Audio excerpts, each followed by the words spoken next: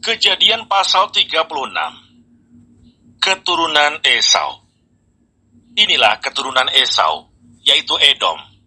Esau mengambil perempuan-perempuan Kanaan menjadi istrinya, yakni Ada, anak Elon orang Het, dan Oholibama, anak Sibeon orang Hewi, dan Basmat, anak Ismail, adik Nebayot. Ada melahirkan Elifas bagi Esau, dan Basmat melahirkan Rehuel, dan Oholibama melahirkan Yeus, Yailam, dan Korah. Itulah anak-anak Esau yang lahir baginya di tanah Kanaan. Esau membawa istri-istrinya, anak-anaknya lelaki dan perempuan, dan semua orang yang ada di rumahnya, ternaknya, segala hewannya, dan segala harta bendanya yang telah diperolehnya di tanah Kanaan. Lalu pergilah ia ke negeri lain, dan ia meninggalkan Yakub adiknya itu. Sebab harta milik mereka terlalu banyak, sehingga mereka tidak dapat tinggal bersama-sama, dan negeri penumpangan mereka tidak dapat memuat mereka, karena banyaknya ternak mereka itu. Maka menetaplah Esau di pegunungan Seir. Esau itulah Edom. Inilah keturunan Esau, bapa orang Edom di pegunungan Seir. Nama anak-anaknya ialah Elifas, anak Ada istri Esau, Rehuel, anak Basmat istri Esau. Anak-anak Elifas ialah Teman, Omar, Sefu, Gaitam, dan Kenas. Timna adalah gundik Elifas anak Esau. Ia melahirkan Amalek bagi Elifas. Itulah cucu-cucu Ada istri Esau. Inilah anak-anak Rehuel, Nahat, Serah, Syama, dan Misa. Itulah cucu-cucu Basmat istri Esau. Inilah anak-anak Oholibama istri Esau itu, anak-anak anak Sibeon. Ia melahirkan bagi Esau Yeus, Yailam, dan Korah. Inilah kepala-kepala kaum Bani Esau, keturunan Elifas anak sulung Esau. Ialah kepala kaum Teman, kepala kaum Omar, kepala kaum Sefu, kepala kaum Kenas, kepala kaum Korah, kepala kaum Gaitam, dan kepala kaum Amalek. Itulah kepala-kepala kaum Elifas di tanah Edom. Itulah keturunan Ada. Inilah keturunan Rehuel anak Esau, kepala kaum Nahat, kepala kaum Serah, kepala kaum Syama, dan kepala kaum Misa. Itulah kepala-kepala kaum Rehuel di tanah Edom. Itulah keturunan Basmat istri Esau. Inilah keturunan Oholibama istri Esau, kepala kaum Yeus, kepala kaum Yailam, kepala kaum Korah. Itulah kepala-kepala kaum Oholibama istri Esau, anak-anak. Itulah Bani Esau, yakni Edom, dan itulah kepala-kepala kaum mereka. Keturunan Seir. Inilah anak-anak Seir, orang Hori, penduduk negeri itu. Lotan, Shobal, Sibeon, Ana, Disyon, Eser, Disyan. Itulah kepala-kepala kaum orang Hori, anak-anak Seir di tanah Edom. Anak-anak Lotan ialah Hori dan Heman. Dan saudara perempuan Lotan ialah Timna. Inilah anak-anak Shobal, Alwan, Manahat, Ebal, Shefo, dan Onam. Inilah anak-anak Sibeon, Aya dan Ana. Anak inilah yang menemui mata-mata air panas di padang gurun ketika ia sedang mengembalakan keledai Sibeon ayahnya itu. Inilah anak-anak Ana, Disyon, dan Oholibama anak perempuan Ana. Inilah anak-anak Disyon, Hemdan, Esiban, Yitran, dan Keran. Inilah anak-anak Ezer, Bilhan, Sya'awan, dan Akan. Inilah anak-anak Disyan, Us, dan Aran. Itulah kepala-kepala kaum orang Hori, kepala kaum Lotan, kepala kaum Shobal, kepala kaum Sibeon, kepala kaum Ana, kepala kaum Disyon, kepala kaum Eser, dan kepala kaum Disyan. Itulah kepala-kepala kaum orang Hori, kaum demi kaum di tanah Seir. Raja-raja Edom. Inilah raja-raja yang memerintah di tanah Edom sebelum ada seorang raja memerintah atas orang Israel. Di Edom yang memerintah ialah Bela bin Beor dan kotanya bernama Dinhaba. Setelah Bela mati, Yobab bin Serah dari Bosra menjadi raja menggantikan dia. Setelah Yobab mati, Husram dari negeri orang Teman menjadi raja menggantikan dia. Setelah Husyam mati, Hadad bin Bedad menjadi raja menggantikan dia. Dialah yang memukul kala orang Midian di daerah Moab dan kotanya bernama Awit. Setelah Hadad mati, Samla dari Masreka menjadi raja menggantikan dia. Setelah Samla mati, Saul dari Rehobot yang di pinggir sungai menjadi raja menggantikan dia. Setelah Saul mati, Baal-Hanan bin Akbor menjadi raja menggantikan dia. Setelah Baal-Hanan bin Akbor mati, Hadar menjadi raja menggantikan dia. Kotanya bernama Pahu, dan istrinya bernama Mehetabel, binti Matred binti Mesahab. Inilah nama kepala-kepala kaum Esau menurut kaum dan tempat mereka dengan nama mereka masing-masing. Kepala kaum Timna, kepala kaum Alfa, kepala kaum Yetet, kepala kaum Oholibama, kepala kaum Ela, kepala kaum Pinon, kepala kaum Kenas, kepala kaum Teman, kepala kaum Mibsar, kepala kaum Magdiel, dan kepala kaum Iram. Itulah kepala-kepala kaum Edom menurut tempat kediaman mereka di tanah milik mereka. Edom ialah Esau, bapa orang Edom.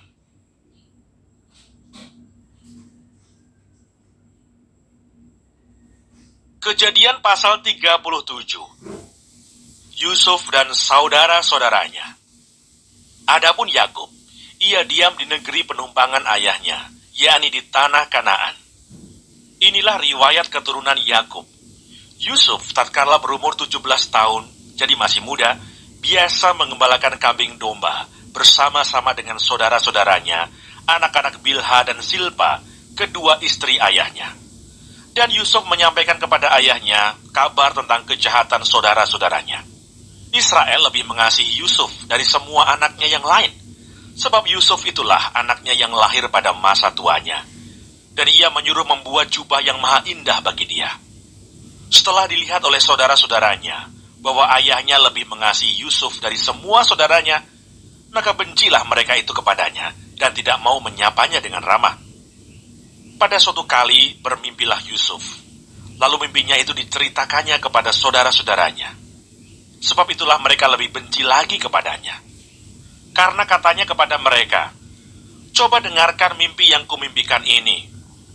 Tampak kita sedang di ladang, mengikat berkas-berkas gandum.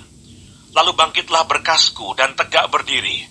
Kemudian datanglah berkas-berkas kamu sekalian mengelilingi dan sujud menyembah kepada berkasku itu." Lalu saudara-saudaranya berkata kepadanya, "Apakah engkau ingin menjadi raja atas kami? Apakah engkau ingin berkuasa atas kami?" Jadi makin bencilah mereka kepadanya karena mimpinya dan karena perkataannya itu. Lalu ia memimpikan pula mimpi yang lain yang diceritakannya kepada saudara-saudaranya. Katanya, "Aku bermimpi pula tampak matahari, bulan, dan 11 bintang sujud menyembah kepadaku." Setelah hal ini diceritakannya kepada ayah dan saudara-saudaranya, maka ia ditegur oleh ayahnya. "Mimpi apa mimpimu itu? Masakan aku dan ibumu serta saudara-saudaramu sujud menyembah kepadamu sampai ke tanah?" Maka iri hatilah saudara-saudaranya kepadanya, tetapi ayahnya menyimpan hal itu dalam hatinya. Yusuf dijual ke tanah Mesir. Pada suatu kali pergilah saudara-saudaranya mengembalakan kambing domba ayahnya dekat Sikem. Lalu Israel berkata kepada Yusuf, "Bukankah saudara-saudaramu mengembalakan kambing domba dekat Sikem? Marilah engkau kusuruh kepada mereka." Saud Yusuf, "Ya Bapa." Kata Israel kepadanya, "Pergilah engkau melihat apakah baik keadaan saudara-saudaramu dan keadaan kambing domba, dan bawalah kabar tentang itu kepadaku." Lalu Yakub menyuruh dia dari lembah Hebron, dan Yusuf pun sampailah ke Sikem. Ketika Yusuf berjalan ke sana kemari di padang, bertemulah ia dengan seorang laki-laki yang bertanya kepadanya, "Apakah yang kau cari?" Saudnya, "Aku mencari saudara-saudaraku. Tolonglah katakan kepadaku di mana mereka menggembalakan kambing domba." Lalu kata orang itu, "Mereka telah berangkat dari sini, sebab telah kudengar mereka berkata, 'Marilah kita pergi ke Dotan.'" Maka Yusuf menyusul saudara-saudaranya itu, dan didapatinya lah mereka di Dotan. Dari jauh ia telah kelihatan kepada mereka, tetapi sebelum ia dekat pada mereka, mereka telah bermufakat mencari daya upaya untuk membunuhnya. Kata mereka seorang kepada yang lain, "Lihat, tukang mimpi kita itu datang. Sekarang marilah kita bunuh dia dan kita lemparkan ke dalam salah satu sumur ini. Lalu kita katakan, seekor binatang buas telah menerkamnya, dan kita akan lihat nanti bagaimana jadinya mimpinya itu." Ketika Ruben mendengar hal ini, Ia ingin melepaskan Yusuf dari tangan mereka. Sebab itu katanya, "Janganlah kita bunuh dia." Lagi kata Ruben kepada mereka, "Janganlah tumpahkan darah. Lemparkanlah dia ke dalam sumur yang ada di padang gurun ini, tetapi janganlah apa-apakan dia." Maksudnya, hendak melepaskan Yusuf dari tangan mereka dan membawanya kembali kepada ayahnya. Baru saja Yusuf sampai kepada saudara-saudaranya, mereka pun menanggalkan jubah Yusuf, jubah maha indah yang dipakainya itu. Dan mereka membawa dia dan melemparkan dia ke dalam sumur. Sumur itu kosong, tidak berair. Kemudian duduklah mereka untuk makan. Ketika mereka mengangkat muka, kelihatanlah kepada mereka suatu kafilah orang Ismail datang dari Gilead dengan untanya yang membawa damar, balsam, dan damar ladan. Dalam perjalanannya mengangkut barang-barang itu ke Mesir. Lalu kata Yehuda kepada saudara-saudaranya itu, "Apakah untungnya kalau kita membunuh adik kita itu dan menyembunyikan darahnya? Marilah kita jual dia kepada orang Ismail ini. Tetapi janganlah kita apa-apakan dia, karena ia saudara kita, darah daging kita." Dan saudara-saudaranya mendengarkan perkataan itu. Ketika ada saudagar-saudagar Midian lewat, Yusuf diangkatnya ke atas dari dalam sumur itu, kemudian dijual kepada orang Ismail itu dengan harga 20 shikal perak. Lalu Yusuf dibawa mereka ke Mesir. Ketika Ruben kembali ke sumur itu, ternyata Yusuf tidak ada lagi di dalamnya. Lalu dikoyakkannyalah lah bajunya, dan kembalilah ia ke saudara-saudaranya, katanya, "Anak itu tidak ada lagi, kemanakah aku ini?" Kemudian mereka mengambil jubah Yusuf dan menyembelih seekor kambing, lalu mencelupkan jubah itu ke dalam darahnya. Jubah maha indah itu mereka suruh antarkan kepada ayah mereka dengan pesan, "Ini kami dapati. Silakanlah Bapak periksa apakah jubah ini milik anak Bapak atau tidak." Ketika Yakub memeriksa jubah itu, ia berkata, "Ini jubah anakku. Binatang buas telah memakannya. Tentulah Yusuf telah diterkam." Dan Yakub mengoyakkan jubahnya, lalu mengenakan kain kabung pada pinggangnya, dan berkabunglah ia berhari-hari lamanya karena anaknya itu. Sekalian anaknya laki-laki dan perempuan berusaha menghiburkan dia, tetapi ia menolak dihiburkan, serta katanya, "Tidak, aku akan berkabung sampai aku turun mendapatkan anakku ke dalam dunia orang mati." Demikianlah Yusuf ditangisi oleh ayahnya. Adapun Yusuf, ia dijual oleh orang Midian itu ke Mesir, kepada Potifar, seorang pegawai istana Firaun, kepala pengawal raja.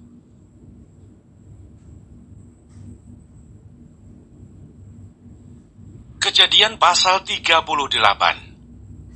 Yehuda dan Tamar. Pada waktu itu, Yehuda meninggalkan saudara-saudaranya dan menumpang pada seorang adulam yang namanya Hira. Di situ Yehuda melihat anak perempuan seorang Kanaan. Nama orang itu ialah Shua. Lalu Yehuda kawin dengan perempuan itu dan menghampirinya. Perempuan itu mengandung, lalu melahirkan seorang anak laki-laki dan menamai anak itu Sesudah itu perempuan itu mengandung lagi, lalu melahirkan seorang anak laki-laki dan menamai anak itu Onan. Kemudian perempuan itu melahirkan seorang anak laki-laki sekali lagi dan menamai anak itu Shela. Yehuda sedang berada di Kesib ketika anak itu dilahirkan. Sesudah itu Yehuda mengambil bagi anak sulungnya, seorang istri yang bernama Tamar. Tetapi anak sulung Yehuda itu adalah jahat di mata Tuhan. Maka Tuhan membunuh dia. Lalu berkatalah Yehuda kepada Onan, "Hampirilah istri kakakmu itu, kawinlah dengan dia sebagai ganti kakakmu, dan bangkitkanlah keturunan bagi kakakmu." Tetapi Onan tahu bahwa bukan ia yang empunya keturunannya nanti. Sebab itu setiap kali ia menghampiri istri kakaknya itu, ia membiarkan maninya terbuang, supaya ia jangan memberi keturunan kepada kakaknya. Tetapi yang dilakukannya itu adalah jahat di mata Tuhan. Maka Tuhan membunuh dia juga. Lalu berkatalah Yehuda kepada Tamar, menantunya itu, "Tinggallah sebagai janda di rumah ayahmu, sampai anakku Shela itu besar." Sebab pikirnya, jangan-jangan ia mati seperti kedua kakaknya itu. Maka pergilah Tamar dan tinggal di rumah ayahnya. Setelah beberapa lama, matilah anak Shua, istri Yehuda. Habis berkabung pergilah Yehuda ke Timnah, kepada orang-orang yang menggunting bulu domba-dombanya, bersama dengan Hira, sahabatnya, orang Adulam itu. Ketika dikabarkan kepada Tamar, bapa mertuamu sedang di jalan ke Timna untuk menggunting bulu domba-dombanya, maka ditanggalkannya lah pakaian kejandaannya.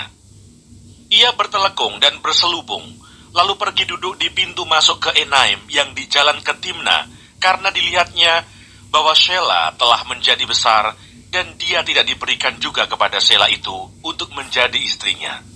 Ketika Yehuda melihat dia, disangkanyalah dia seorang perempuan sundal, karena ia menutupi mukanya. Lalu berpalinglah Yehuda mendapatkan perempuan yang di pinggir jalan itu serta berkata, "Marilah, aku mau menghampiri engkau." Sebab ia tidak tahu bahwa perempuan itu menantunya.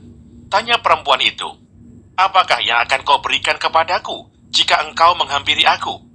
Jawabnya, "Aku akan mengirimkan kepadamu seekor anak kambing dari kambing dombaku." Kata perempuan itu, "Asal engkau memberikan tanggungannya sampai engkau mengirimkannya kepadaku." Tanyanya, "Apakah tanggungan yang harus kuberikan kepadamu?"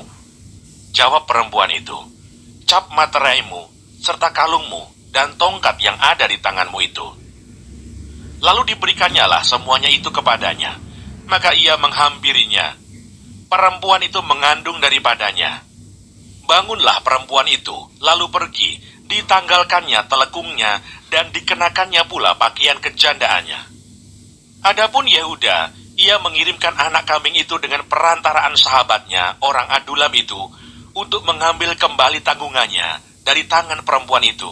Tetapi perempuan itu tidak dijumpainya lagi.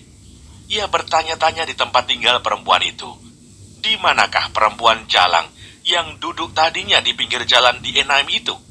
Jawab mereka, "Tidak ada di sini perempuan jalang." Kembalilah ia kepada Yehuda dan berkata, "Tidak ada kujumpai dia." Dan juga orang-orang di tempat itu berkata, "Tidak ada perempuan jalang di sini." Lalu berkatalah Yehuda, "Biarlah barang-barang itu dipegangnya, supaya kita jangan menjadi buah olok-olok orang. Sungguhlah anak kambing itu telah kukirimkan, tetapi engkau tidak menjumpai perempuan itu." Sesudah kira-kira 3 bulan dikabarkanlah kepada Yehuda, "Tamar menantumu bersundal, bahkan telah mengandung dari persundalannya itu." Lalu kata Yehuda, "Bawalah perempuan itu supaya dibakar." Waktu dibawa, perempuan itu menyuruh orang kepada mertuanya mengatakan, "Dari laki-laki yang empunya barang-barang inilah aku mengandung." Juga dikatakannya, "Periksalah siapa yang empunya cap meterai serta kalung dan tongkat ini." Yehuda memeriksa barang-barang itu lalu berkata, "Bukan aku, tetapi perempuan itulah yang benar, karena memang aku tidak memberikan dia kepada Shela anakku, dan ia tidak bersetubuh lagi dengan perempuan itu." Pada waktu perempuan itu hendak bersalin, nyatalah ada anak kembar dalam kandungannya, dan ketika ia bersalin, seorang dari anak itu mengeluarkan tangannya, lalu dipegang oleh bidan, diikatnya dengan benang kirmisi serta berkata, "Inilah yang lebih dahulu keluar."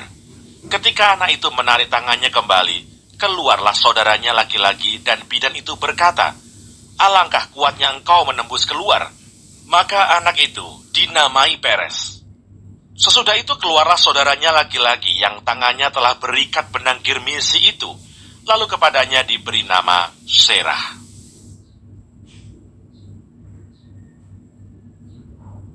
Kejadian pasal 39. Yusuf di rumah Potifar. Adapun Yusuf telah dibawa ke Mesir, dan Potifar seorang Mesir, pegawai istana Firaun, kepala pengawal raja, membeli dia dari tangan orang Ismail yang telah membawa dia ke situ. Tetapi Tuhan menyertai Yusuf, sehingga ia menjadi seorang yang selalu berhasil dalam pekerjaannya. Maka tinggallah ia di rumah tuannya, orang Mesir itu. Setelah dilihat oleh tuannya bahwa Yusuf disertai Tuhan, dan bahwa Tuhan membuat berhasil segala sesuatu yang dikerjakannya, maka Yusuf mendapat kasih tuannya, dan ia boleh melayani dia. Kepada Yusuf diberikannya kuasa atas rumahnya, dan segala miliknya diserahkannya pada kekuasaan Yusuf. Sejak ia memberikan kuasa dalam rumahnya dan atas segala miliknya kepada Yusuf, Tuhan memberkati rumah orang Mesir itu karena Yusuf, sehingga berkat Tuhan ada atas segala miliknya, baik yang di rumah maupun yang di ladang. Segala miliknya diserahkannya pada kekuasaan Yusuf, dan dengan bantuan Yusuf, ia tidak usah lagi mengatur apa-apapun selain dari makanannya sendiri. Adapun Yusuf itu manis sikapnya dan elok parasnya. Selang beberapa waktu istri tuanya memandang Yusuf dengan birahi, lalu katanya, "Marilah tidur dengan aku."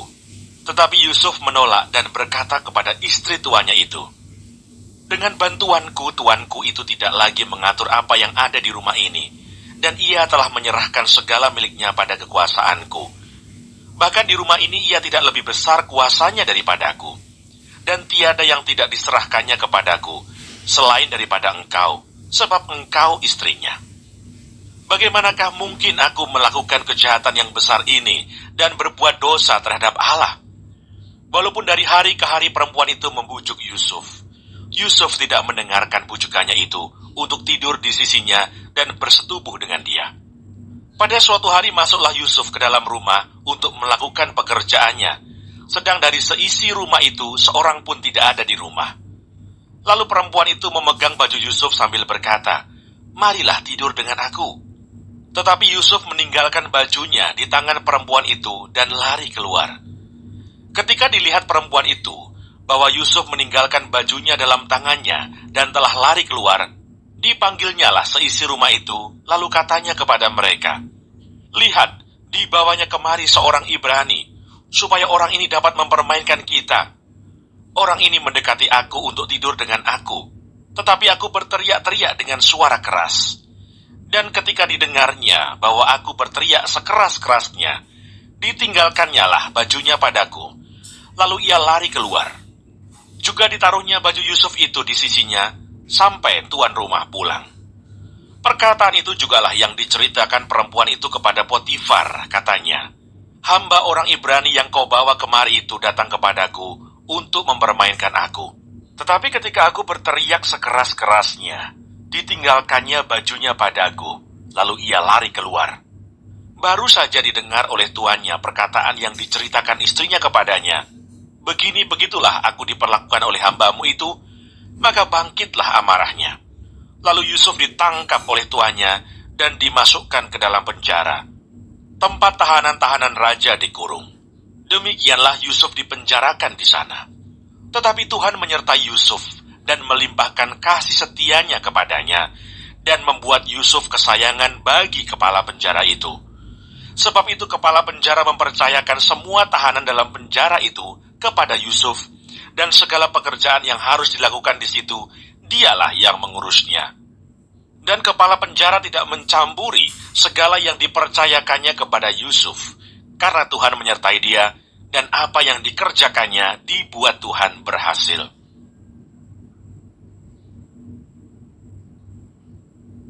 Kejadian pasal 40. Mimpi juru minuman dan juru roti. Sesudah semuanya itu terjadilah bahwa juru minuman Raja Mesir dan juru rotinya membuat kesalahan terhadap tuannya, Raja Mesir itu. Maka murkalah Firaun kepada kedua pegawai istananya, kepala juru minuman dan kepala juru roti itu. Ia menahan mereka dalam rumah kepala pengawal raja, dalam penjara tempat Yusuf dikurung. Kepala pengawal raja menempatkan Yusuf bersama-sama dengan mereka untuk melayani mereka. Demikianlah mereka ditahan beberapa waktu lamanya. Pada suatu kali bermimpilah mereka keduanya, baik juru minuman maupun juru roti Raja Mesir yang ditahan dalam penjara itu. Masing-masing ada mimpinya. Pada satu malam juga, dan mimpi masing-masing itu ada artinya sendiri. Ketika pada waktu pagi Yusuf datang kepada mereka, segera dilihatnya bahwa mereka bersusah hati. Lalu ia bertanya kepada pegawai-pegawai istana Firaun yang ditahan bersama-sama dengan dia dalam rumah tuanya itu, "Mengapakah hari ini mukamu semuram itu?" Jawab mereka kepadanya, "Kami bermimpi, tetapi tidak ada orang yang dapat mengartikannya." Lalu kata Yusuf kepada mereka, "Bukankah Allah yang menerangkan arti mimpi? Ceritakanlah kiranya mimpimu itu kepadaku." Kemudian juru minuman itu menceritakan mimpinya kepada Yusuf, katanya, "Dalam mimpiku itu tampak ada pohon anggur di depanku. Pohon anggur itu ada 3 carangnya, dan baru saja pohon itu bertunas. Bunganya sudah keluar, dan tandan-tandanya penuh buah anggur yang ranum. Dan di tanganku ada piala Firaun. Buah anggur itu kuambil, lalu kuperas ke dalam piala Firaun. Kemudian kusampaikan piala itu ke tangan Firaun. Kata Yusuf kepadanya, beginilah arti mimpi itu. Ketiga carang itu artinya 3 hari. Dalam 3 hari ini, Firaun akan meninggikan engkau dan mengembalikan engkau ke dalam pangkatmu yang dahulu, dan engkau akan menyampaikan piala ke tangan Firaun seperti dahulu kala, ketika engkau jadi juru minumannya. Tetapi ingatlah kepadaku, apabila keadaanmu telah baik nanti, tunjukkanlah terima kasihmu kepadaku dengan menceritakan hal ihwalku kepada Firaun, dan tolonglah keluarkan aku dari rumah ini. Sebab aku diculik begitu saja dari negeri orang Ibrani, dan di sini pun aku tidak pernah melakukan apa-apa yang menyebabkan aku layak dimasukkan ke dalam liang tutupan ini. Setelah dilihat oleh kepala juru roti betapa baik arti mimpi itu, berkatalah ia kepadanya, aku pun bermimpi juga. Tampak aku menjunjung 3 bakul berisi penganan. Dalam bakul atas ada berbagai-bagai makanan untuk Firaun, buatan juru roti, tetapi burung-burung memakannya dari dalam bakul yang di atas kepalaku. Yusuf menjawab, beginilah arti mimpi itu. Ketiga bakul itu artinya 3 hari. Dalam 3 hari ini, Firaun akan meninggikan engkau tinggi ke atas dan menggantung engkau pada sebuah tiang, dan burung-burung akan memakan dagingmu dari tubuhmu. Dan terjadilah pada hari ketiga, hari kelahiran Firaun. Maka Firaun mengadakan perjamuan untuk semua pegawainya. Ia meninggikan kepala juru minuman dan kepala juru roti itu di tengah-tengah para pegawainya. Kepala juru minuman itu dikembalikannya ke dalam jabatannya, sehingga ia menyampaikan pula piala ke tangan Firaun. Tetapi kepala juru roti itu dikantungnya, seperti yang ditakbirkan Yusuf kepada mereka. Tetapi Yusuf tidaklah diingat oleh kepala juru minuman itu, melainkan dilupakannya.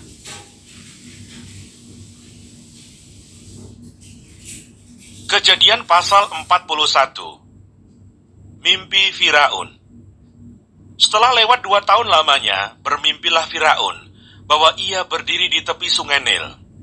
Tampaklah dari sungai Nil itu keluar 7 ekor lembu yang indah bangunnya dan gemuk badannya, lalu memakan rumput yang di tepi sungai itu. Kemudian tampaklah juga 7 ekor lembu yang lain yang keluar dari dalam sungai Nil itu, buruk bangunnya dan kurus badannya, lalu berdiri di samping lembu-lembu yang tadi di tepi sungai itu. Lembu-lembu yang buruk bangunnya dan kurus badannya itu memakan ke-7 ekor lembu yang indah bangunnya dan gemuk itu, lalu terjagalah Firaun. Setelah itu tertidur pulalah ia dan bermimpi kedua kalinya. Tampak timbul dari 1 tangkai 7 bulir gandum yang bernas dan baik. Tetapi kemudian tampaklah juga tumbuh 7 bulir gandum yang kurus dan layu oleh angin timur.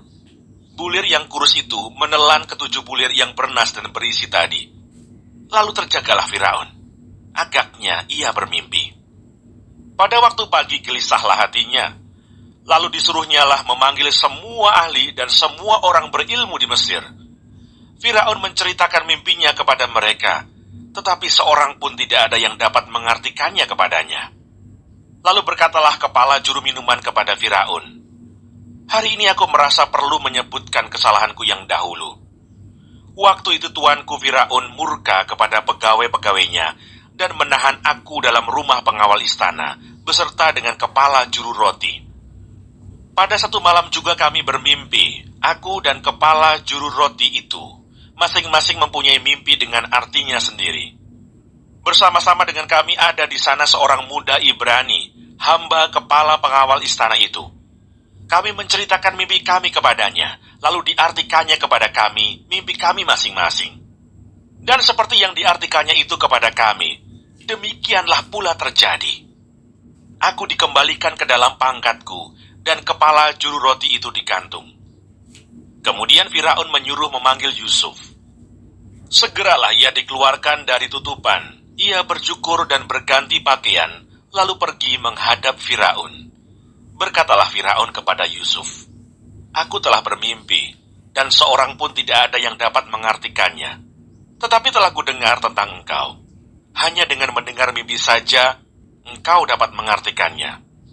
Yusuf menyaut Firaun, bukan sekali-kali aku, melainkan Allah juga yang akan memberitakan kesejahteraan kepada tuanku Firaun. Lalu berkatalah Firaun kepada Yusuf, dalam mimpiku itu, aku berdiri di tepi sungai Nil. Lalu tampaklah dari sungai Nil itu keluar 7 ekor lembu yang gemuk badannya dan indah bentuknya, dan makan rumput yang di tepi sungai itu. Tetapi kemudian, tampaklah juga keluar 7 ekor lembu yang lain, kulit pemalut tulang, sangat buruk bangunnya dan kurus badannya. Tidak pernah kulihat yang seburuk itu di seluruh tanah Mesir. Lembu yang kurus dan buruk itu memakan ke-7 ekor lembu gemuk yang mula-mula. Lembu-lembu ini masuk ke dalam perutnya, tetapi walaupun telah masuk ke dalam perutnya, tidaklah kelihatan sedikit pun tandanya. Bangunnya tetap sama buruknya seperti semula. Lalu terjagalah aku. Selanjutnya dalam mimpiku itu, kulihat timbul dari satu tangkai 7 bulir gandum yang berisi dan baik. Tetapi kemudian tampaklah juga tumbuh 7 bulir yang kering, kurus dan layu oleh angin timur. Bulir yang kurus itu memakan ke-7 bulir yang baik tadi. Telah kuceritakan hal ini kepada semua ahli, tetapi seorang pun tidak ada yang dapat menerangkannya kepadaku. Lalu kata Yusuf kepada Firaun, kedua mimpi tuanku Firaun itu sama. Allah telah memberitahukan kepada tuanku Firaun apa yang hendak dilakukannya. Ke-7 ekor lembu yang baik itu ialah 7 tahun, dan ke-7 bulir gandum yang baik itu ialah 7 tahun juga. Kedua mimpi itu sama. Ke-7 ekor lembu yang kurus dan buruk yang keluar kemudian, maksudnya 7 tahun. Demikian pula ke-7 bulir gandum yang hampa dan layu oleh angin timur itu, maksudnya akan ada 7 tahun kelaparan. Inilah maksud perkataanku ketika aku berkata kepada tuanku Firaun, Allah telah memperlihatkan kepada tuanku Firaun apa yang hendak dilakukannya. Ketahuilah tuanku, akan datang 7 tahun kelimpahan di seluruh tanah Mesir. Kemudian akan timbul 7 tahun kelaparan.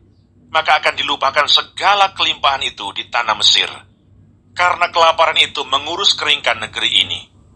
Sesudah itu akan tidak kelihatan lagi bekas-bekas kelimpahan di negeri ini karena kelaparan itu, sebab sangat hebatnya kelaparan itu. Sampai 2 kali mimpi itu diulangi bagi tuanku Firaun, berarti hal itu telah ditetapkan oleh Allah, dan Allah akan segera melakukannya.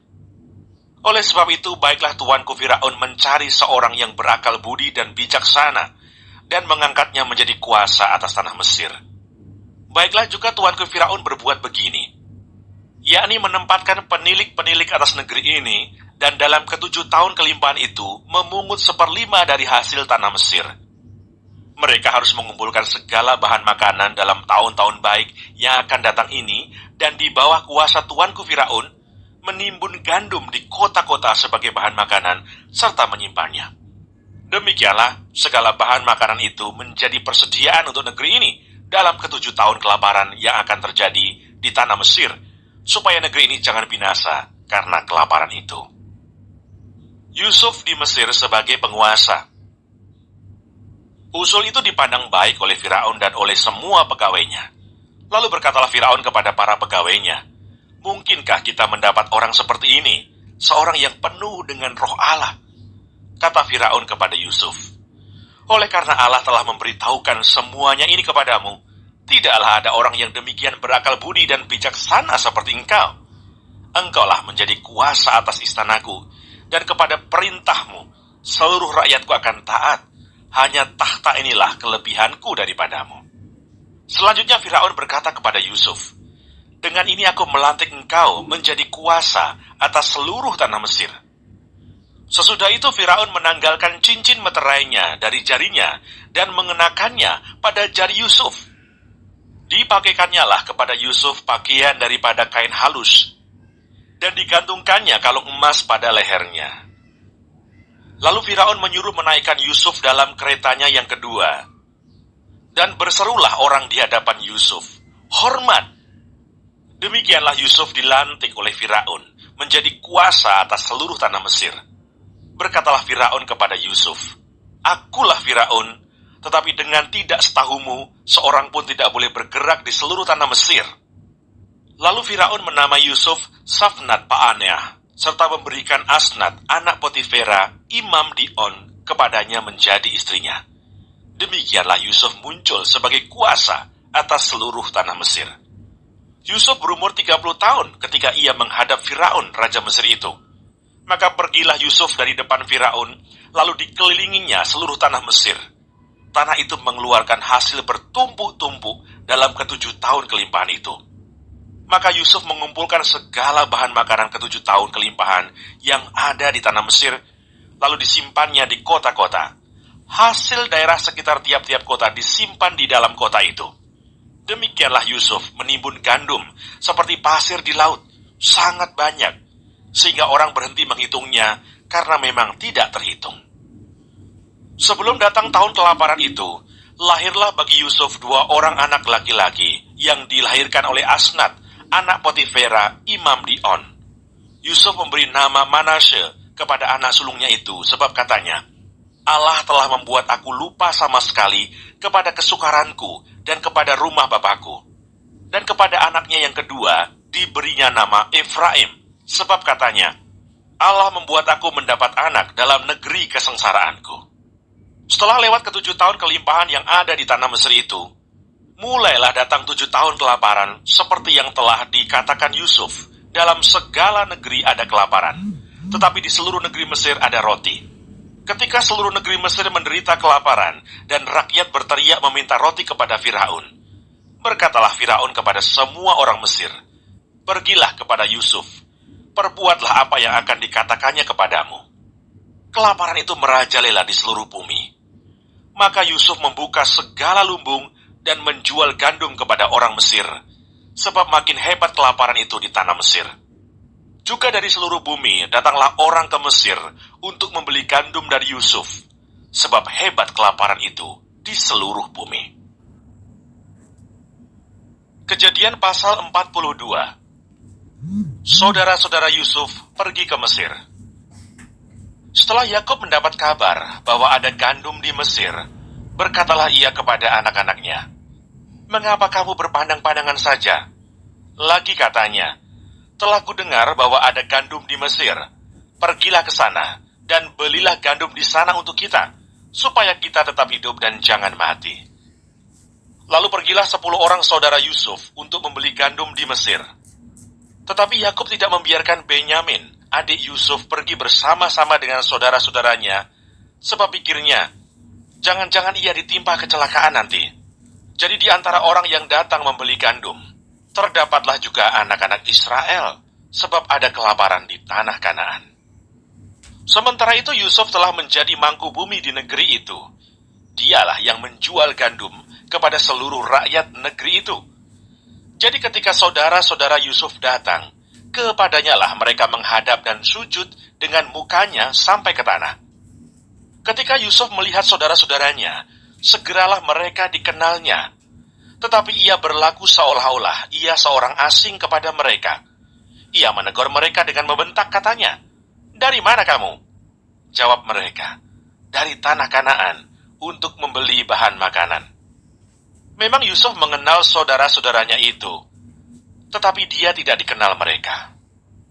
Lalu teringatlah Yusuf akan mimpi-mimpinya tentang mereka. Berkatalah ia kepada mereka, "Kamu ini pengintai, kamu datang untuk melihat-lihat di mana negeri ini tidak dijaga." Tetapi jawab mereka, "Tidak, Tuanku, hanyalah untuk membeli bahan makanan hamba-hambamu ini datang. Kami ini sekalian anak dari satu ayah. Kami ini orang jujur, hamba-hambamu ini bukanlah pengintai." Tetapi ia berkata kepada mereka, "Tidak, kamu datang untuk melihat-lihat di mana negeri ini tidak dijaga." Lalu jawab mereka, "Hamba-hambamu ini 12 orang. Kami bersaudara, anak dari satu ayah di tanah Kanaan. Tetapi yang bungsu sekarang ada pada ayah kami, dan seorang sudah tidak ada lagi." Lalu kata Yusuf kepada mereka, "Sudahlah, seperti telah kukatakan kepadamu tadi, kamu ini pengintai. Dalam hal ini juga kamu harus diuji. Demi hidup Firaun, kamu tidak akan pergi dari sini jika saudaramu yang bungsu itu tidak datang kemari. Suruhlah seorang daripadamu untuk menjemput adikmu itu. tetapi kamu ini harus tinggal terkurung di sini. Dengan demikian perkataanmu dapat diuji apakah benar, dan jika tidak, demi hidup Firaun, sungguh-sungguhlah kamu ini pengintai. Dan dimasukkannya lah mereka bersama-sama ke dalam tahanan 3 hari lamanya. Pada hari yang ketiga berkatalah Yusuf kepada mereka, buatlah begini, maka kamu akan tetap hidup. Aku takut akan Allah. Jika kamu orang jujur, biarkanlah dari kamu bersaudara tinggal seorang terkurung dalam rumah tahanan. Tetapi pergilah kamu, bawalah gandum untuk meredakan lapar seisi rumahmu. Tetapi saudaramu yang bungsu itu haruslah kamu bawa kepadaku, supaya perkataanmu itu ternyata benar dan kamu jangan mati. Demikianlah diperbuat mereka. Mereka berkata seorang kepada yang lain, betul-betullah kita menanggung akibat dosa kita terhadap adik kita itu. Bukankah kita melihat bagaimana sesak hatinya ketika ia memohon belas kasihan kepada kita, tetapi kita tidak mendengarkan permohonannya. Itulah sebabnya kesesakan ini menimpa kita. Lalu Ruben menjawab mereka, bukankah dahulu kukatakan kepadamu, janganlah kamu berbuat dosa terhadap anak itu. Tetapi kamu tidak mendengarkan perkataanku. Sekarang darahnya dituntut daripada kita. Tetapi mereka tidak tahu bahwa Yusuf mengerti perkataan mereka, sebab mereka memakai seorang juru bahasa. Maka Yusuf mengundurkan diri dari mereka lalu menangis. Kemudian ia kembali kepada mereka dan berkata-kata dengan mereka. Ia mengambil Simeon dari antara mereka, lalu disuruh belenggu di depan mata mereka. Sesudah itu Yusuf memerintahkan bahwa tempat gandum mereka akan diisi dengan gandum, dan bahwa uang mereka masing-masing akan dikembalikan ke dalam karungnya, serta bekal mereka di jalan akan diberikan kepada mereka. Demikianlah dilakukan orang kepada mereka itu. Sesudah itu mereka pun memuat gandum itu ke atas keledai mereka, lalu berangkat dari situ. Ketika seorang membuka karungnya untuk memberi makan keledainya di tempat bermalam, dilihatnya lah uangnya ada di dalam mulut karungnya. Katanya kepada saudara-saudaranya, uangku dikembalikan. Lihat, ada dalam karungku. Lalu hati mereka menjadi tawar, dan mereka berpandang-pandangan dengan gemetar, serta berkata, apakah juga yang diperbuat Allah terhadap kita? Ketika mereka sampai kepada Yakub, ayah mereka di tanah Kanaan, mereka menceritakan segala sesuatu yang dialaminya. Katanya, orang itu, yakni yang menjadi tuan atas negeri itu, telah menegur kami dengan membentak dan memperlakukan kami sebagai pengintai negeri itu. Tetapi kata kami kepadanya, kami orang jujur, kami bukan pengintai. Kami 12 orang bersaudara, anak-anak ayah kami, seorang sudah tidak ada lagi, dan yang bungsu ada sekarang pada ayah kami di tanah Kanaan.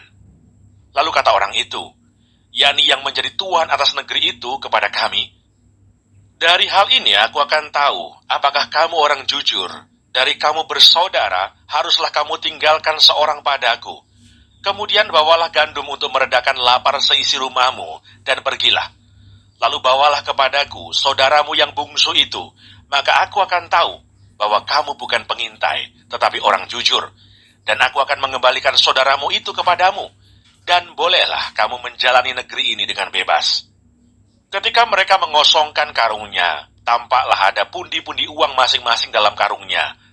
Dan ketika mereka beserta ayah mereka melihat pundi-pundi uang itu, ketakutanlah mereka. Dan Yakub ayah mereka berkata kepadanya, kamu membuat aku kehilangan anak-anakku. Yusuf tidak ada lagi, dan Simeon tidak ada lagi. Sekarang Benyamin pun hendak kamu bawa juga. Aku inilah yang menanggung segala-galanya itu. Lalu berkatalah Ruben kepada ayahnya, kedua anakku laki-laki, boleh engkau bunuh, jika ia tidak kubawa kepadamu. Serahkanlah dia ke dalam tanganku, maka dia akan kubawa kembali kepadamu. Tetapi jawabnya, anakku itu tidak akan pergi ke sana bersama-sama dengan kamu, sebab kakaknya telah mati, dan hanya dialah yang tinggal. Jika dia ditimpa kecelakaan di jalan yang akan kamu tempuh, maka tentulah kamu akan menyebabkan aku yang ubanan ini turun ke dunia orang mati karena duka cita.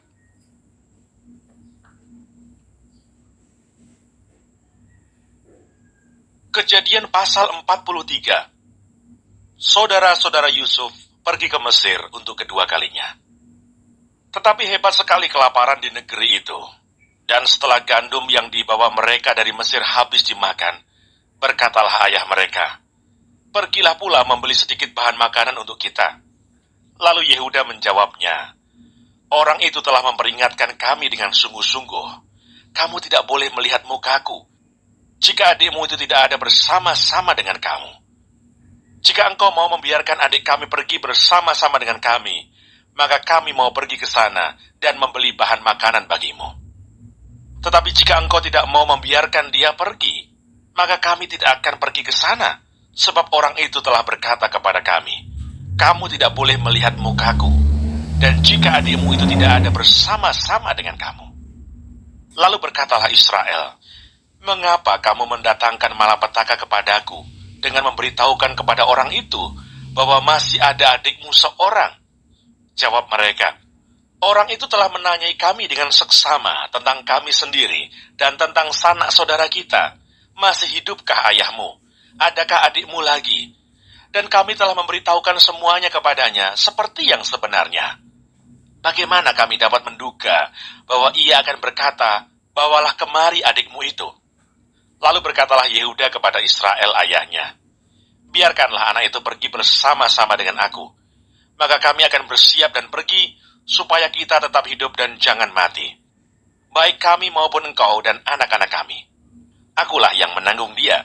Engkau boleh menuntut dia daripadaku, jika aku tidak membawa dia kepadamu dan menempatkan dia di depanmu. Maka akulah yang berdosa terhadap engkau untuk selama-lamanya. Jika kita tidak berlambat-lambat, maka tentulah kami sekarang sudah 2 kali pulang.' Lalu Israel ayah mereka berkata kepadanya, 'Jika demikian, perbuatlah begini. Ambillah hasil yang terbaik dari negeri ini dalam tempat gandummu, dan bawalah kepada orang itu sebagai persembahan. Sedikit balsam dan sedikit madu, damar dan damar ladan, buah kemiri dan buah badam. Dan bawalah uang 2 kali lipat banyaknya. Uang yang telah dikembalikan ke dalam mulut karung-karungmu itu, haruslah kamu bawa kembali. Mungkin itu suatu kekilafan. Bawalah juga adikmu itu, bersiaplah, dan kembalilah pula kepada orang itu. Allah yang Maha Kuasa, kiranya membuat orang itu menaruh belas kasihan kepadamu, supaya ia membiarkan saudaramu yang lain itu beserta Benyamin kembali. Mengenai aku ini, jika terpaksa aku kehilangan anak-anakku, biarlah juga kehilangan.' Lalu orang-orang itu mengambil persembahan itu, dan mengambil uang 2 kali lipat banyaknya, beserta Benyamin juga. Mereka bersiap dan pergi ke Mesir. Kemudian berdirilah mereka di depan Yusuf. Ketika Yusuf melihat Benyamin bersama-sama dengan mereka, berkatalah ia kepada kepala rumahnya, 'Bawalah orang-orang ini ke dalam rumah, sembelihlah seekor hewan, dan siapkanlah itu, sebab orang-orang ini akan makan bersama-sama dengan aku pada tengah hari ini.' Orang itu melakukan seperti yang dikatakan Yusuf, dan dibawanya lah orang-orang itu ke dalam rumah Yusuf. Lalu ketakutanlah orang-orang itu, karena mereka dibawa ke dalam rumah Yusuf. Kata mereka, 'Yang menjadi sebab kita dibawa ke sini, ialah perkara uang yang dikembalikan ke dalam karung kita pada mulanya itu, supaya kita disergap dan ditangkap, dan supaya kita dijadikan budak dan keledai kita diambil.' Karena itu mereka mendekati kepala rumah Yusuf itu, dan berkata kepadanya di depan pintu rumah, 'Mohon bicara Tuan, kami dahulu datang kemari untuk membeli bahan makanan. Tetapi ketika kami sampai ke tempat bermalam dan membuka karung kami, tampaklah uang kami masing-masing dengan tidak kurang jumlahnya ada di dalam mulut karung. Tetapi sekarang kami membawanya kembali. Uang lain kami bawa juga kemari untuk membeli bahan makanan. Kami tidak tahu siapa yang menaruh uang kami itu ke dalam karung kami.' Tetapi jawabnya, 'Tenang sajalah, jangan takut. Allahmu dan Allah bapamu telah memberikan kepadamu harta terpendam dalam karungmu. Uangmu itu telah kuterima.' Kemudian dikeluarkannyalah Simeon dan dibawanya kepada mereka. Setelah orang itu membawa mereka ke dalam rumah Yusuf, diberikannya air supaya mereka membasuh kaki, juga keledai mereka diberinya makan. Sesudah itu mereka menyiapkan persembahannya, menantikan Yusuf datang pada waktu tengah hari, sebab mereka telah mendengar bahwa mereka akan makan di situ. Ketika Yusuf telah pulang, Mereka membawa persembahan yang ada pada mereka itu kepada Yusuf di dalam rumah, lalu sujud kepadanya sampai ke tanah. Sesudah itu ia bertanya kepada mereka, apakah mereka selamat? Lagi katanya, apakah ayahmu yang tua yang kamu sebutkan itu selamat? Masih hidupkah ia? Jawab mereka, hambamu, ayah kami, ada selamat. Ia masih hidup. Sesudah itu berlututlah mereka dan sujud.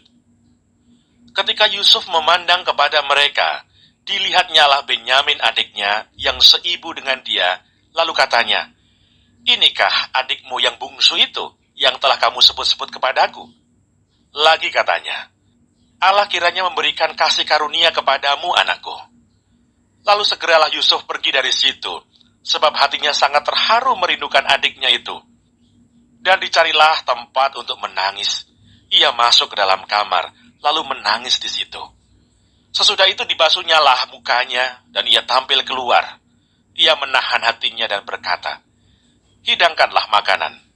Lalu dihidangkanlah makanan bagi Yusuf tersendiri, bagi saudara-saudaranya tersendiri, dan bagi orang-orang Mesir yang bersama-sama makan dengan mereka itu tersendiri. Sebab orang Mesir tidak boleh makan bersama-sama dengan orang Ibrani, karena hal itu suatu kekejian bagi orang Mesir. Saudara-saudaranya itu duduk di depan Yusuf, dari yang sulung sampai yang bungsu, sehingga mereka berpandang-pandangan dengan heran. Lalu disajikan kepada mereka hidangan dari meja Yusuf. Tetapi yang diterima Benyamin adalah 5 kali lebih banyak daripada setiap orang yang lain. Lalu minumlah mereka dan bersukaria bersama-sama dengan dia.